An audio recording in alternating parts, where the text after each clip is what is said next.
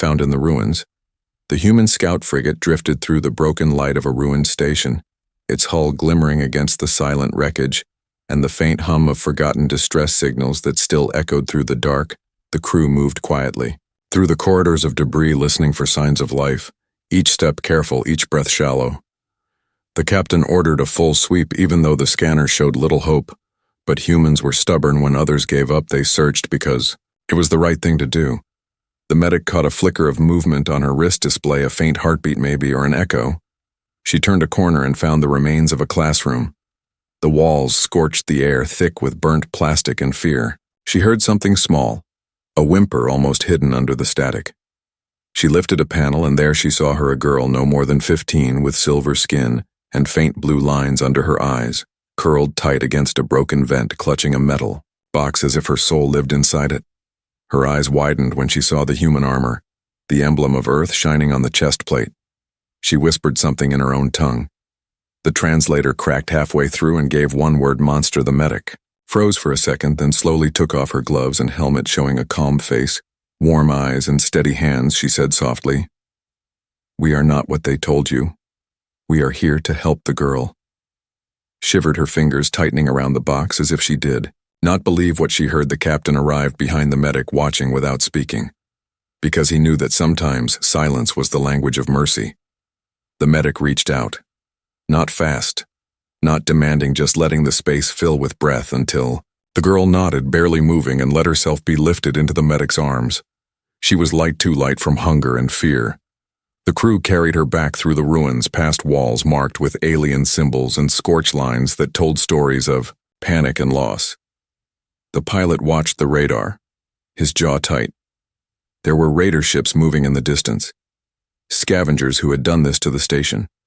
They would not like that a human frigate had come here and taken something they considered theirs, but the captain did not care. He said with that low, steady voice, "Prepare to leave and keep quiet, engines at minimal flare." The girl lay on the medbay cot, eyes wide on the ceiling. The medic cleaned her wounds, wrapping gentle bandages that smelled faintly of citrus cleaner. The translator hummed as the girl whispered fragments of her past, her family taken, her people scattered. The raiders came first, then left the humans. They said would come next and finish what the raiders began. She looked at the medic's face, waiting for cruelty that never came. Instead, the medic handed her warm water and a folded blanket, and the girl whispered the same word, monster, again. But this time it sounded more like a question than a curse outside the viewport. The raider skiff turned slowly, testing the shadows. The pilot adjusted the ship's course, sliding between wrecks to hide their thermal trail. The stars blinked like faint embers, and the captain stood in the quiet of the bridge, thinking of how many times humanity had been called the same word, monster, savage brute, and yet here they were, risking everything for one frightened child. He looked down at the message queue, an encoded ping from the Starborn network, reminding them to stay unseen, but he sent back a short line: priority rescue in progress. Human empathy engaged. He smiled without showing teeth, because smiles can be heard even through static. The medic sat beside the girl, humming an old Earth tune soft enough that the engines almost covered it. The girl listened, eyes heavy as sleep pulled her down.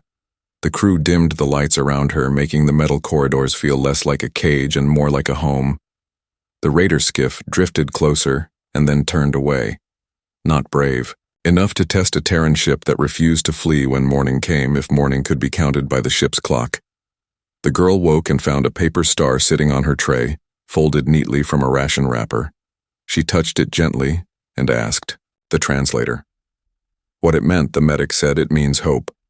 And when the girl whispered the word back, her voice was small, but it did not shake anymore. Names and wounds.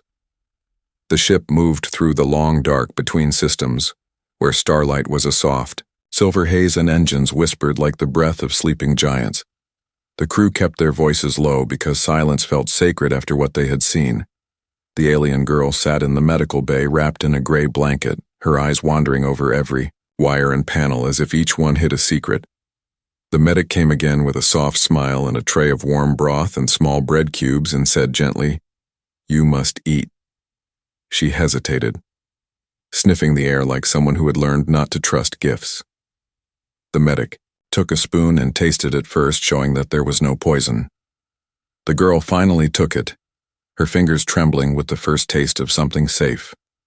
The captain entered the room, his uniform neat, his eyes tired from the weight of command. He stopped near the bed and said in calm, measured words, "My name is Captain Arlen Hayes of the Terran vessel Haven Star. We found you among the ruins. We will not harm you." She looked at him through strands of pale hair and whispered her own name, a sound soft and trembling. The translator struggled, then gave a word that sounded like Liz. The captain nodded and repeated it once slowly, as if he were memorizing a promise. Lise blinked in surprise at hearing her name spoken with care by a man she had feared. She asked in a broken voice, "Why did you save me? Humans are monsters. They told us that your kind burns worlds and laughs while people scream." The captain took a slow breath, his jaw set not in anger but in thought. He said, "Sometimes we are called monsters because we fight back against those who think they can own others. If that makes us monsters, then so be it." Liz looked away as if those words were too heavy. The medic touched her shoulder lightly and said in a gentle tone, "The truth of people is never simple. It lives in choices, not in stories." Liz stared at her reflection in the polished metal wall, seeing her own frightened eyes, and whispered, "Then maybe I do not know the truth about anything." Outside the med bay, the pilot, an engineer, talked in low tones about the raiders. One ship still following their trail like a ghost, refusing to vanish. The captain ordered power low shields on half strength and silence across channels. Only the faint hum of the reactor filled. The airlies watched through the small viewport as the stars drifted past, and for the first time in weeks, she felt something that almost resembled calm. She asked the medic if all humans were soldiers. The medic laughed softly, shaking her head.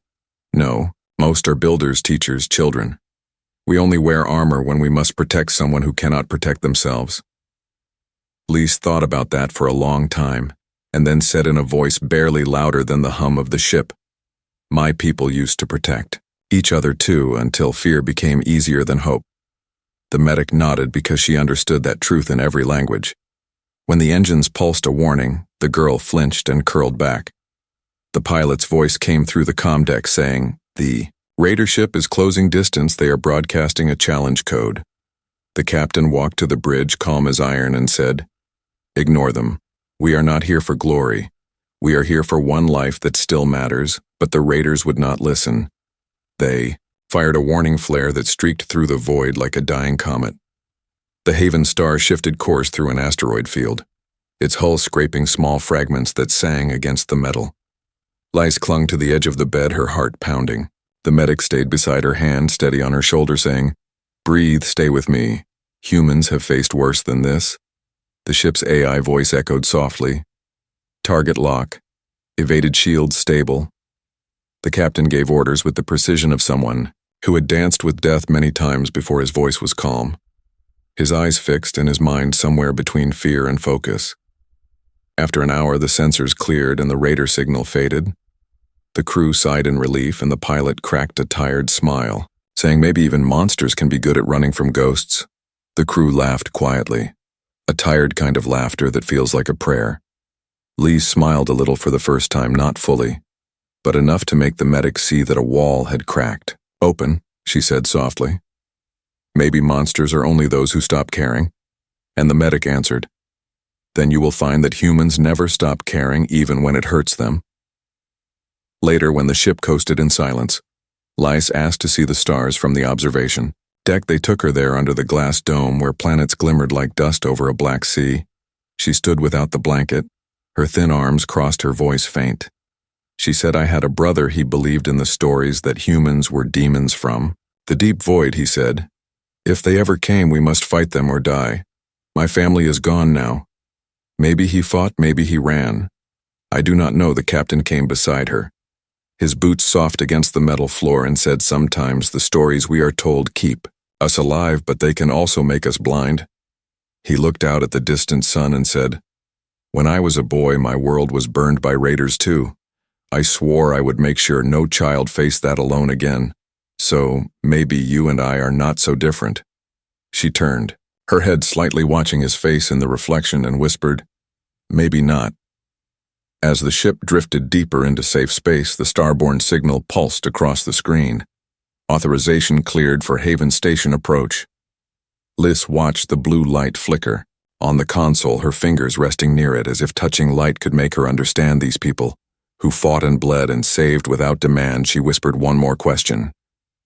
Captain, if humans are not monsters, then what are you? He smiled faintly and said, we are what we choose to be. Liz looked back out at the stars, her reflection beside his, and for the first time she did not look afraid. She looked curious, and somewhere in the quiet pulse of the ship's engines, the beginning of trust grew like a small flame refusing to die. The hunt begins. The Haven Star drifted along the edge of an uncharted belt, its engines barely above a whisper, and its lights dimmed to a soft blue haze that melted. Into the void the crew spoke little because everyone knew the raiders were not gone. They were watching from somewhere behind the dust clouds, hunting with patience and greed.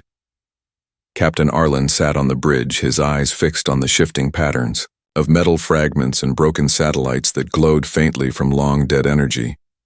He had fought in enough wars to know when prey was being watched. The medic sat with Lise in the observation chamber, teaching her how to read the simple symbols on the console, showing her what each color meant. She listened carefully, absorbing every sound, every vibration through the hull. The girl had begun to speak more. She asked about Earth, what it looked like if oceans were real or if they were stories. The medic smiled softly and told her about blue skies and heavy rain, about soil that smelled alive, about how humans still planted flowers, even in the shadow of war. Liz listened wide-eyed as if she were trying to imagine what beauty could exist after so much ruin. She said quietly, maybe your people are strange to build again after every fall, and the medic answered, maybe we are, but that is how we live. The captain's voice came over the comm, telling everyone to secure stations. The scanners had picked up 3 ships approaching, no response codes, no IFF tags, just silent heat signatures moving too neatly to be coincidence. The engineer muttered that raiders were getting smarter, learning to mask their drives with the wrecks of old ships. The pilot grinned sharp and said, smart or not, they have no idea what this ship can do. The captain said, we are not here to fight. We protect, we endure. If they force our hand, we show them why humanity is feared and respected in equal measure. Lice heard the tone in his voice, the kind that sounded like iron wrapped in calm. She stood and said, I can help. I know their signals, their tactics.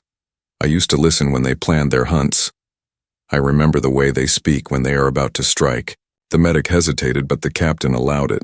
He gave her a headset and said, you will stay behind the blast doors, but if you hear something useful, you tell us immediately. She nodded with a kind of fierce pride that surprised even herself. Minutes stretched into long threads. The raiders' ship split into a triangle formation, closing in with perfect timing. The Haven Star moved through an asteroid pocket, letting the rocks mask its heat trail. Lice listened to the static between channels, her ears trained to the rhythms of raider chatter. She flinched when she recognized one voice. A captain. She remembered the one who had taken her world. She whispered his name and her voice trembled. The translator repeated it, and the captain understood. His jaw tightened as he said, we know our enemy now. The medic squeezed Lisa's hand and whispered softly, you are not back there. You are here with us. Stay in this moment. Breathe. She nodded, trying to steady herself. The captain gave the order for a decoy beacon. The engineer released it from the rear airlock, a small pulse of energy that mimicked the Haven Star's engine signature. It drifted out into the dark, and moments later 3 bursts of plasma ripped through the void toward it. The raiders had taken the bait. The pilot rolled the ship beneath a drifting asteroid and fired a short counterpulse that scrambled the enemy's sensors for 20 seconds, enough time to move unseen. The girl stared at the tactical screen as glowing dots shifted positions. She saw how the humans fought not like beasts but like artists. Every motion planned, every risk balanced by instinct and trust. When the lead raider ship adjusted course to circle back, the captain said, prepare phase field. Shift. The engineer's hands danced over the console. The space around them shimmered like heat over desert sand, and the Haven Star vanished from normal scanners. Lace gasped. It looked as if the ship had turned into light itself. She whispered, I have never seen anything like this, and the medic smiled. This is what humans do when they are told they cannot survive. They invent new ways to stay alive. Moments later, A distress ping cut through the quiet. It was faint and coded old, but still. Terran. The captain hesitated. It was coming from a nearby derelict mining rig. Maybe a trap, maybe not. The pilot said we should ignore it. We have what we came for, but the captain looked at Lise and then at his crew and said, "We do not leave people behind. Not even strangers." The ship turned toward the beacon, moving carefully through drifting debris. The raider ships were still searching for their lost target, but the captain knew they would realize the trick. Soon the Haven Star reached the mining rig and docked. The airlock hissed open, and 2 crew members entered, flashlights cutting through the dust. They found 3 survivors half-starved, 2 humans and 1 alien mechanic barely conscious. They carried them back quickly, sealing the door. As the scanner screamed warning the raiders were closing fast, the pilot slammed power to full and the ship leapt forward, engines roaring like thunder through the void. Lise clung to the medic's arm, her heart racing but her eyes wide with awe, because she had never seen courage like this. The raiders fired, chasing across the belt, plasma streaks painting the darkness. The Haven Star weaved between rocks.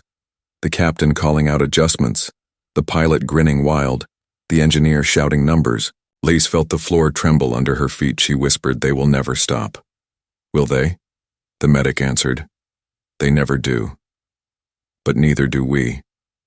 The ship broke free of the belt and dove into the shadow of a gas giant, its magnetic storm swirling like a sea of fire. The raiders pulled back, unwilling to risk the turbulence. The Haven Star drifted behind the giant's moon, where silence returned like a soft blanket. Lise stood by the viewport, breathing hard, her reflection staring back, pale and alive. She whispered, "Thank you." And the captain said, "No need to thank us, you are part of this crew now." And when she turned her head to look at him, she smiled. The first real smile since they had found her among the ruins, and in that moment, the long hunt had not broken her. It had made her stronger, and the humans who saved her felt something deeper than victory. They felt purpose. Fire at the crossroads. The Haven Star floated through a corridor of silence in the outer rings of the trade nexus, its hull hidden beneath the signal noise of hundreds of passing cargo haulers. The crew moved with tense precision, knowing the raiders had placed bounties, and that every beacon within 100 light years was listening for them. Captain Arlen sat in the command chair, his eyes steady on the navigation screen as the pilot guided them between 2 massive freighters. The medic kept watch over Lise in the medbay, though the girl no longer looked like the fragile thing they had rescued from the ruins. Her eyes had steadied, her movements were deliberate. She had begun learning the ship's systems. The translator rested unused beside her. She no longer needed it as much.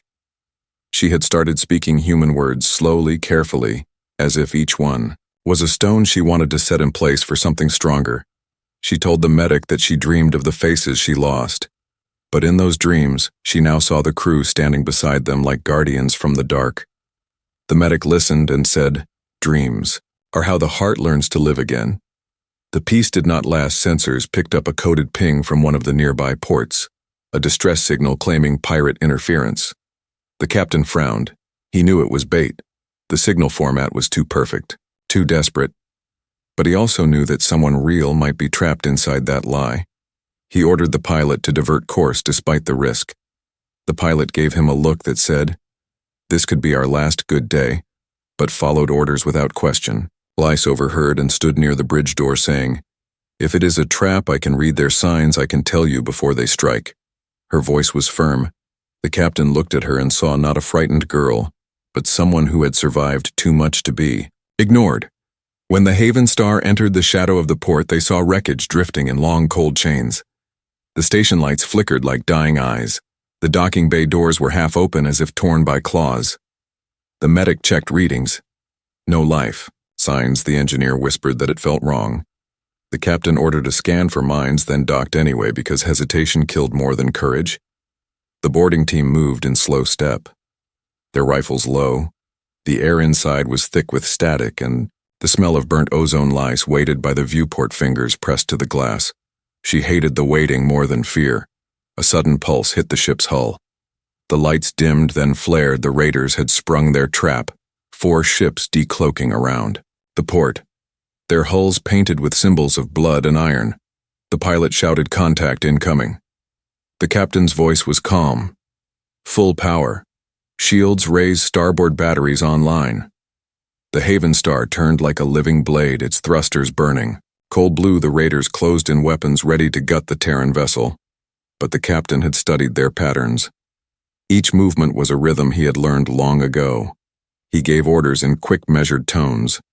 The engineer rerouted auxiliary power. To the ventral turrets, the ship's guns spoke in short, bright bursts that shredded the first raider skiff before it could fire a second shot. The second ship fired a grappling bolt, striking the Haven Star's port wing, shaking the decks. Liz grabbed the rail. Her mind flooded with memories of chains and fire. She screamed, "Leave them alone," her voice carrying across the comm where the captain heard it like a signal of defiance. The pilot banked the ship hard, scraping the bolt free. The medic was thrown against the console but stayed conscious, blood running from a cut above her brow. The captain shouted status, and the engineer answered with fire in his voice. "We are holding. We can give them hell for 5 minutes." Lise looked at the tactical feed and saw the pattern of their formation. Her old fear turned into focus. She remembered their weakness, the blind spot near the aft reactors. She called out the coordinates. Her voice trembling but clear, the captain trusted her. Without question, turned the ship on that vector and fired everything. The blast tore through space like a storm of lightning. 2 raiders broke apart. One vanished in a burst of white flame. A transmission came through a voice familiar to Lise. It was the raider captain who had taken her world. His laughter filled the comm, taunting the humans for protecting what he called his lost property. The captain muted him, then said to his crew, "Property is not what breathes and dreams. We fight for people, not things. Prepare for the final pass." The ship rolled through debris, the engineer shouting numbers, the pilot's hands moving like music. The medic holding Lise close as the hull sang with the impact of enemy fire. They burst through the wreckage. Spinning to align with the last raider flagship, the captain ordered, "Charge the pulse cannon full output." Lise whispered softly, "Please end this." He nodded, and the ship unleashed a single blinding beam that cut through the raider flagship, splitting. It opened like a wound of light. Silence followed for a long breath. When the smoke cleared, the Haven Star floated above the remains of the battlefield, engines flickering, shields drained. The medic patched the wounded. The engineer sat down with shaking hands. Lise looked out at the wreckage. She whispered, "He is gone. The monster who took everything is gone, but so much else is gone too." The captain walked beside her and said, "Then we make something from what is left." She looked up at him, and for the first time her eyes no longer carried the color of fear.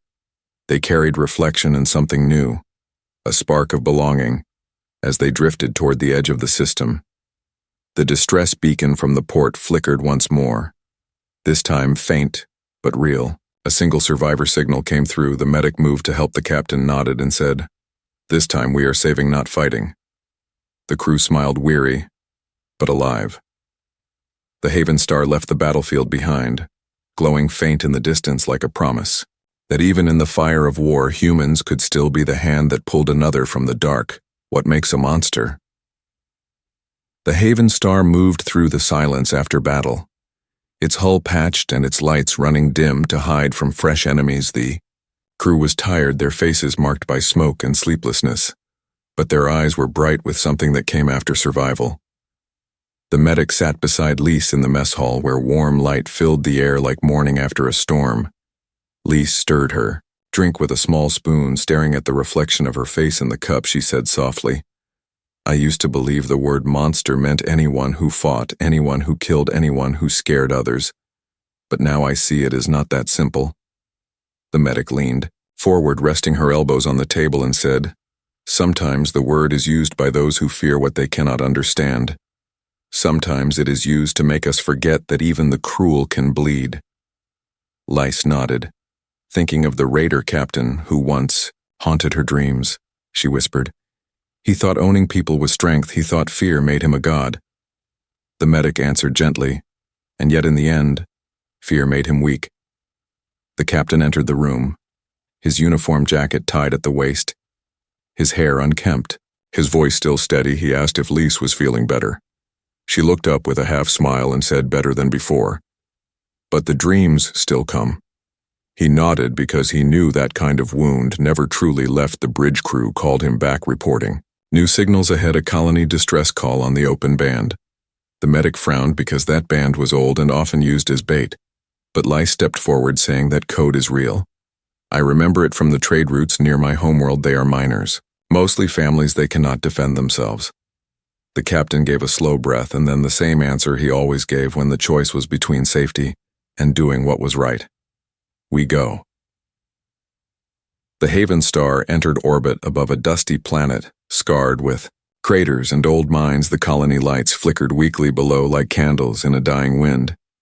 Raiders had struck again and were rounding up survivors for transport. Lise watched from the viewport, her hands gripping the console. The captain turned to her and said, "We fight smart, not loud.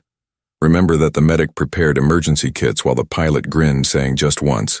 I wish we could arrive somewhere and be greeted with dinner instead of plasma fire."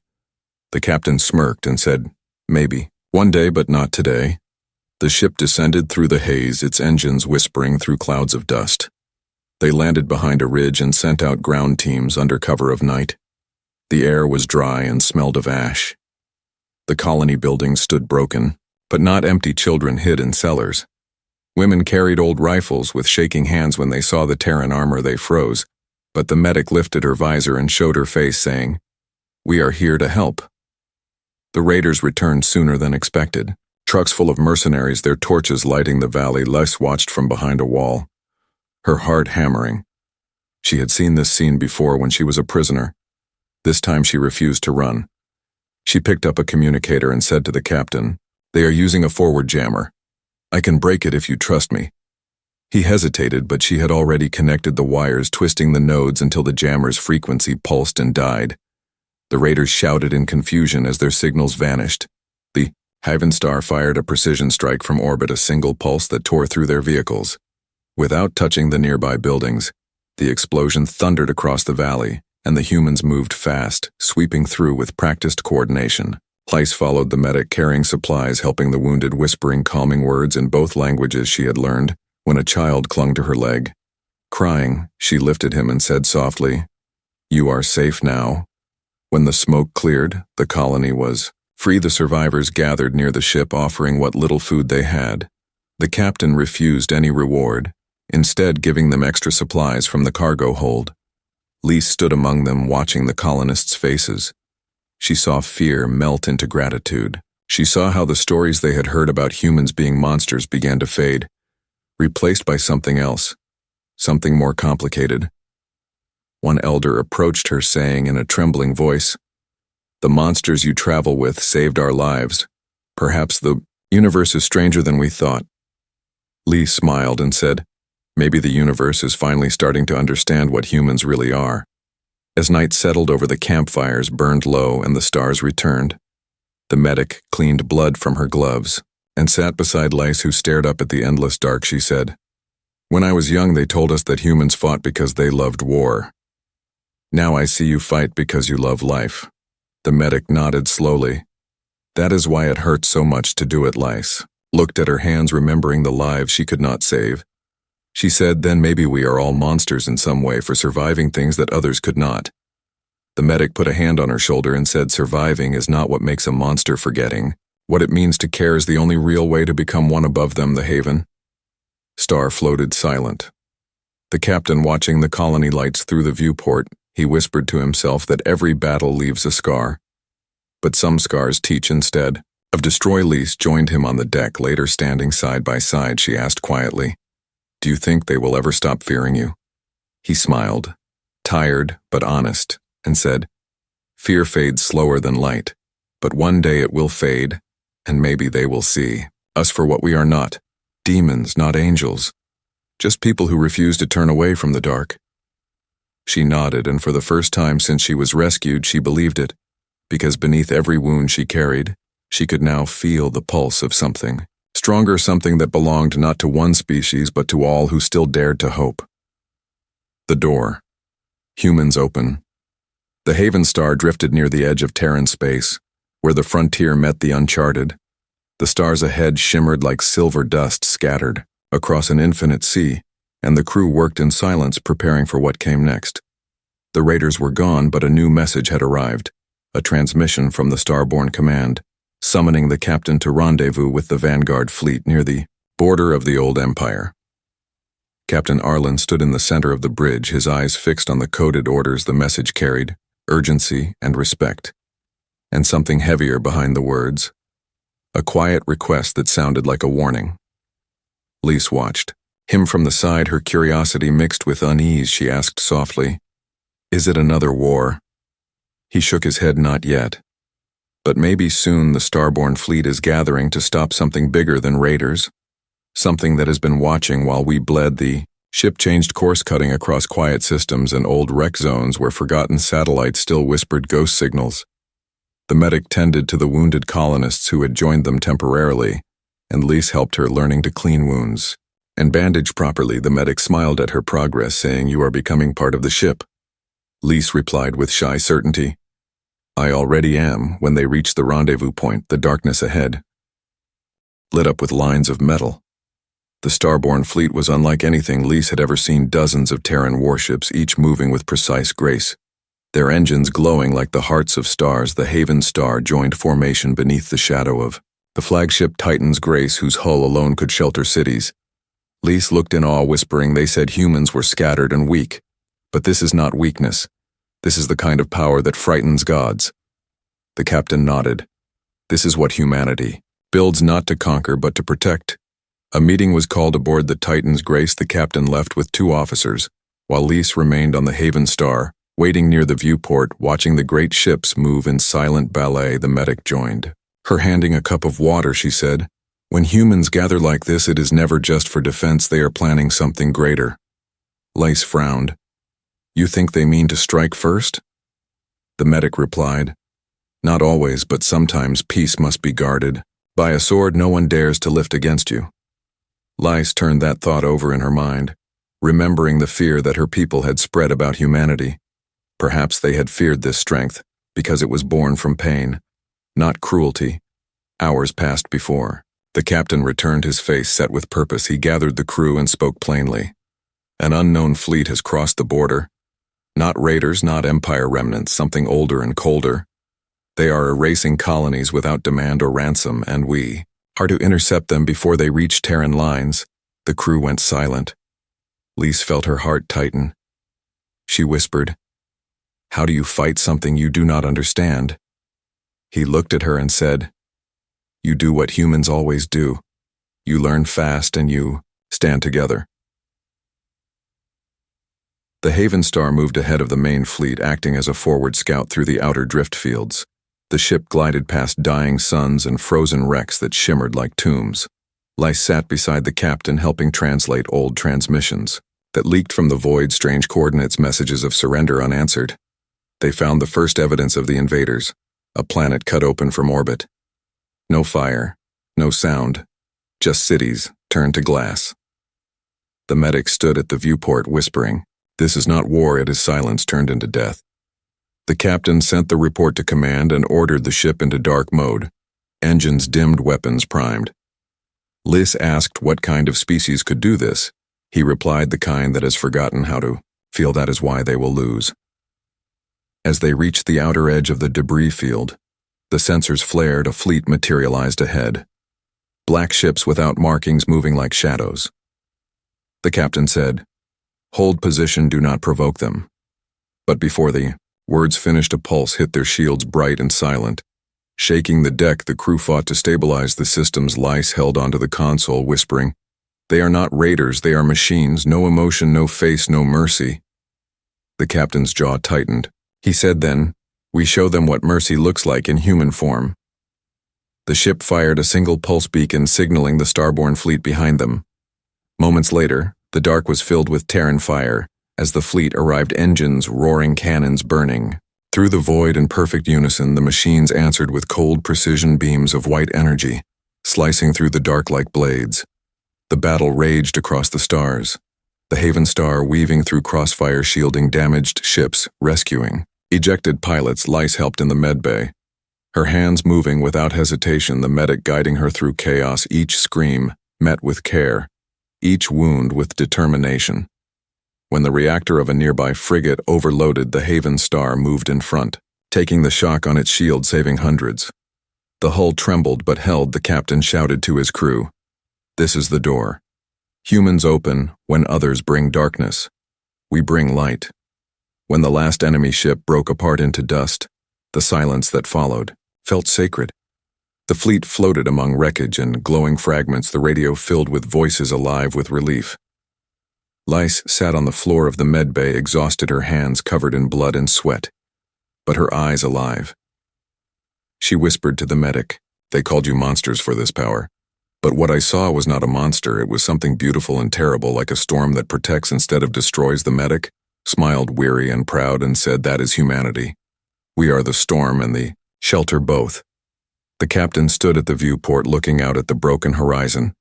He said softly, "Message to all fleet's mission, complete rescue survivors, and return to safe space." And for a moment his reflection in the glass looked less like a soldier, and more like a man carrying the weight of every soul they had saved. Lys joined him, standing in silence as the stars returned to their quiet glow, and for the first time she felt not fear but belonging, knowing that the door humans opened today was not just for war but for every living thing that still believed in hope. The promise.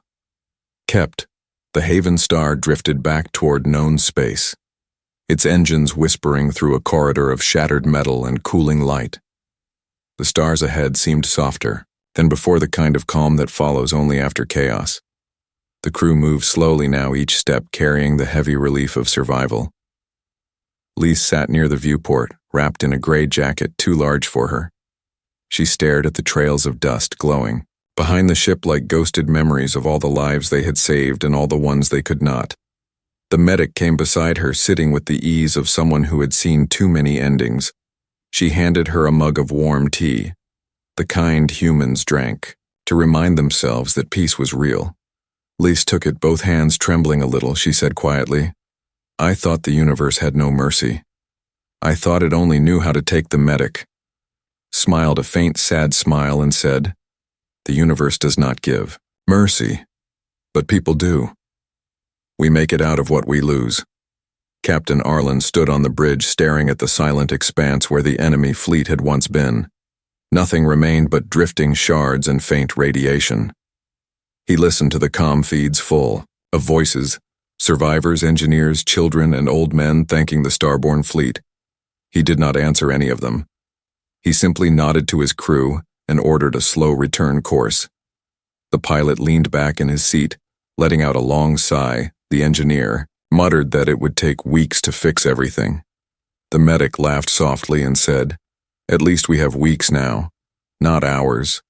Lys stepped onto the bridge, her bare feet silent. She looked at the captain and said, "You should rest." He turned to her, his expression soft with exhaustion and pride, and said, "Perhaps later. There is always one more signal to answer." When they reached Terran space, the stars were crowded with ships repairing, regrouping, rebuilding. The Starborn network came alive again. 1,000 channels full of plans and names of the fallen. The Haven Star received a direct transmission from the Titan's Grace Commendations, reports orders for debrief. But before the captain could answer, another message came through, a private one for Lys from the colonies, her people, the survivors of her homeworld who had heard of her rescue. The signal was faint, but her language was clear. They wanted to know if she still lived. She listened to the voice of an old woman calling her name, and her eyes filled with tears. The captain stood beside her and said, "We can take you there if you wish." Lys shook her head slowly. "Not yet. I am not ready to go back. I do not want to be a ghost in their memory. I want to go when I can bring them something better than grief." The Haven Star docked at a small orbital station, a quiet place where the crew could rest. The corridors smelled of metal oil and faint coffee. The medic helped unload the wounded. Lys helped too, guiding small children down the ramp, their hands gripping hers as if she had always been one of them. The colonists stared at her with awe when they learned she was alien, not human, because the stories had always painted humanity as conquerors. Yet here stood a girl they had saved and taught and trusted. The station commander saluted the captain, saying, "The fleet owes you everything." But Arlen only replied, "We owe the stars more because they still let us fly." That night in the mess hall, the crew gathered around a dim light, the air thick with quiet laughter. The pilot told bad jokes, the engineer played an old Terran song on a small portable speaker, and Lice sat between them listening to the rhythm of words she had come to love. The medic poured a drink for the captain and said, "We made it this far, that has to mean something." He raised his glass and said, "It means we are not done yet. There will always be another signal, another voice needing help, and someone has to answer it." Liz looked at him and said, "Then, I will answer too." He frowned gently. "You have already done more than enough." She shook her head. "No. I have to stay until they understand. Until no one calls you monsters again." Later, when the hall emptied, Lice walked alone to the observation deck. The stars were bright, endless, and full of quiet promise. She thought about the girl she had been in the ruins, afraid, hungry, believing lies, and then she thought of the humans who had lifted her from that darkness. She pressed her hand to the glass, whispering a word in her language, a word that meant both hope and home. The door opened softly behind her. The captain stepped in and stood beside her without speaking. After a while, he said, "Tomorrow, we return to Earth. Command will want reports and medals and speeches." She smiled faintly and said, "Medals are heavy." He chuckled and replied, "So are memories, but we carry them anyway." The next morning, the Haven Star departed the station, heading for Earth space. The engines hummed, steady and calm. Lice watched the blue planet grow larger in the viewport, its oceans shining like jewels. She whispered, "It is beautiful." He nodded and said, "Yes. But it is not the beauty that makes it ours. It is the will to protect it." The ship entered orbit and the comm buzzed with greetings from the surface as news spread across the network of the girl rescued from the ruins and the humans who had defied the galaxy to save her. The captain stood before the crew and said, "This is not an ending. This is a reminder. We fight not for conquest, but for the chance to keep building, for the right to keep being human." As the Haven Star floated above the planet, Lice looked out one last time and said softly, "They called you monsters, but now I see the truth." The captain asked what truth is that. She turned to him and said, "You are not monsters. You are the light that monsters fear." And he smiled because there was nothing left to add.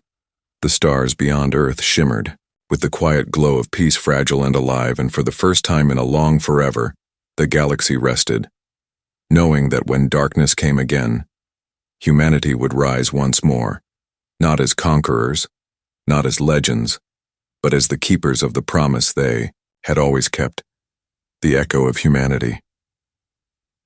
The Haven Star sailed through the endless black of space, its hull humming like a heartbeat beneath the crew, who moved quietly after the battles fought and lives saved. Lee stood near the observation deck, pressed against the cool glass, watching distant suns flare like tiny promises. The stars stretched in infinite trails, and she felt for the first time that the universe was wide enough to hold both fear and hope. The medic joined her, silently offering a warm cup of tea. She accepted it with hands that trembled slightly, but not from fear. From the weight of what had been endured and the strength she had discovered within herself, the captain appeared behind them. His presence steady, calm, full of the quiet authority that had guided them through death and destruction. He did not speak at first. He let the silence carry their shared understanding.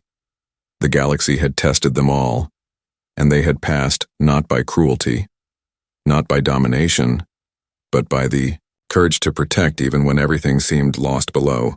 Earth shimmered blue and green, a jewel wrapped in clouds and oceans and forests. The Haven Star floated closer, its engines slicing softly through the atmosphere. The comms channels buzzed with voices alive with relief, joy, and disbelief. The stories had spread of a single alien girl saved from ruins and of humans who had crossed star systems to rescue her. The girl watched the continents roll beneath her fingertips, imagining the lives that still waited for the chance to survive, because others had chosen to act. She turned to the captain and whispered softly, "What makes you human?" He looked at her steady and said, "It is the choice to care, to fight not for glory, but because someone else cannot fight for themselves." The medic smiled, from behind her, the warmth of shared understanding passing between them. The crew moved through the ship, preparing to dock, celebrating quietly the ones they had saved and remembering those they could not. The pilot told jokes too tired to be funny, but meaningful because laughter had survived the fear. The engineer hummed a melody from a long-forgotten world, as if summoning the ghosts of courage past, and Lice carried her small paper star in her pocket, pressed it tight, and whispered to herself, that hope could be born from ruins, and that humans, even when called monsters, could shine the brightest light. The captain watched her from the bridge and knew that she had become more than a survivor. She had become a witness to the promise that humanity kept the promise that in the darkest space between stars, someone would answer the call that no one else could. As the Haven star descended through orbit, the oceans glimmered like scattered jewels, the clouds rolled softly under the sun, and cities twinkled faintly as if greeting their returning protectors. The crew prepared to disembark to reunite with their families, their friends, their homes, and Lise felt a quiet tug in her chest, knowing her path was not over, but for the first time she felt safe. She felt the weight of history lightened by the choices of people who refused to be monsters, even when the universe expected them to be. She looked out at the planet with awe and whispered a word from her own tongue, a word that meant both home and life, and the captain stood beside her, placing a hand lightly on her shoulder, saying, "We have done what we must done, what is right, and the galaxy is better for it." The Haven star rested gently in orbit, the crew moving down the docking ramps, hands lifted and greeting laughter ringing faintly in the comms. The alien girl took a final look at the stars she had come through. Darkness and fire. She had seen humanity's courage, and she knew that no force could extinguish what was born from care, from bravery, from hope. She turned to the captain and whispered quietly, "Thank you." He nodded and said, "No need to thank us, you are part of this now." And she smiled, knowing that every scar, every battle, every choice had led to this moment of quiet victory. The universe continued its endless spin, but here among the stars, humanity had left its mark not as conquerors, not as tyrants, but as keepers of what mattered most. And Lise understood finally the meaning of the word humans. The end